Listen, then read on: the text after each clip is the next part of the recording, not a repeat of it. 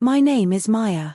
I was the invisible girl, the silent shadow in my own home and at my office. I endured it all, thinking silence was strength. But when I finally spoke my truth, when I played that recording, the laughter died.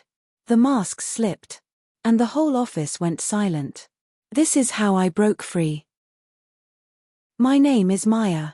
This is the sound of my life for 23 years. Maya, sweetie, can you clear the plates? Chloe's telling us about her big presentation. My mom, Linda, didn't even look at me. Her eyes were fixed on my sister. Chloe smiled, all perfect teeth. It's for the new automotive client. Really high stakes. The creative is just revolutionary. We're so proud, my dad, Robert, said, his voice warm. I stacked the dishes quietly. Later, in my room, Ben pulled me close. You okay? You barely said a word down there. I'm fine. It's just how it is. It's bullshit, he whispered, his breath against my hair. You're worth 10 of them. Your ideas, the way you see things, one day, it'll be you they're listening to. I promise. I buried my face in his chest, letting his lie hold me together. A week later, Chloe called me into her pristine home office. I've been thinking, she said, not looking up from her laptop. You're stuck. I can get you a job at Sterling and Gray. An entry spot in my department. My heart leapt. Seriously? Chloe, thank you. Finally, a chance. It's for the family name, she said, finally meeting my eyes. We look out for each other. But Maya, it's competitive. You have to be ready to work hard and stay in your lane. No dramatics. I will. I promise. The first day at Sterling and Gray, she stopped by my tiny desk. Good. You're here. I need a large oat milk latte, extra hot. And the draft slides for my 10:30. Polish them. The formatting is a mess.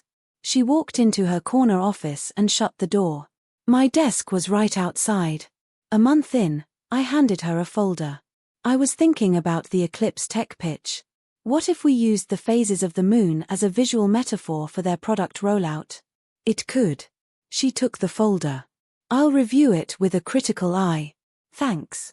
The next afternoon, I heard her through the glass. Mr. Sterling?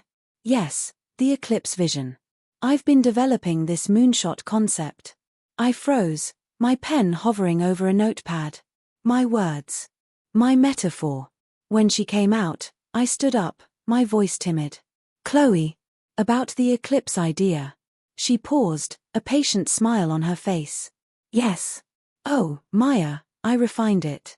It needed a professional touch. Remember, it's for the family. My success reflects on you. At dinner that Sunday, Mom beamed. Chloe says you're settling in well. Such a good support to her. She's a lifesaver, Chloe said, sipping her wine. A real helper. Ben squeezed my hand under the table. Later, in my car, I finally cried. They don't see me. At all. They're blind, he said, anger in his voice.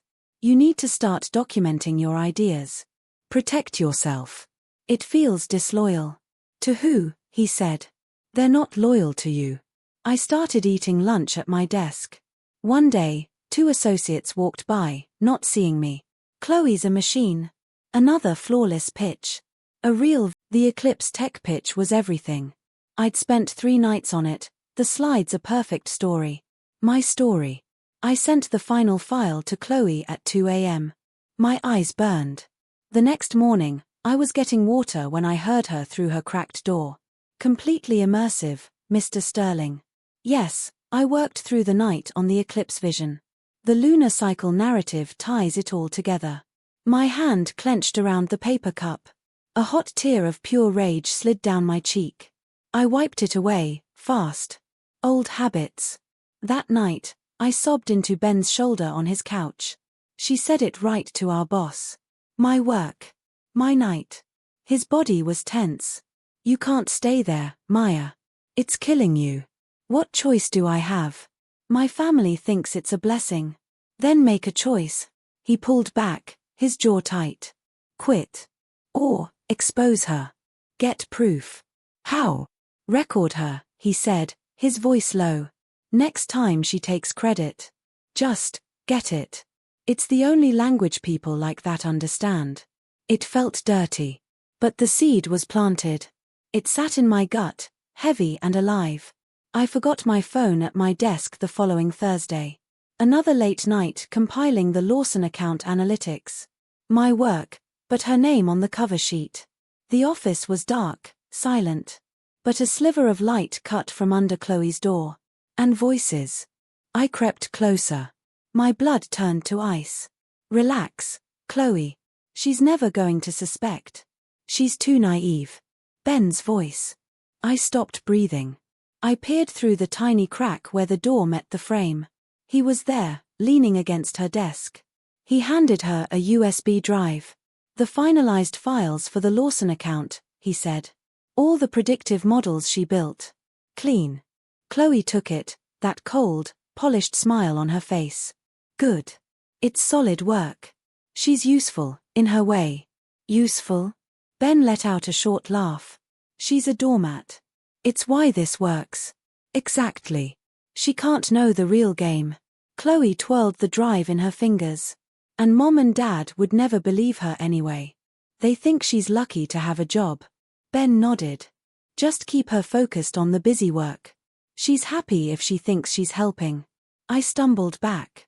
My heel caught the carpet and I almost fell. My heart hammered so loud it echoed in the silent hall. I was sure they'd hear it.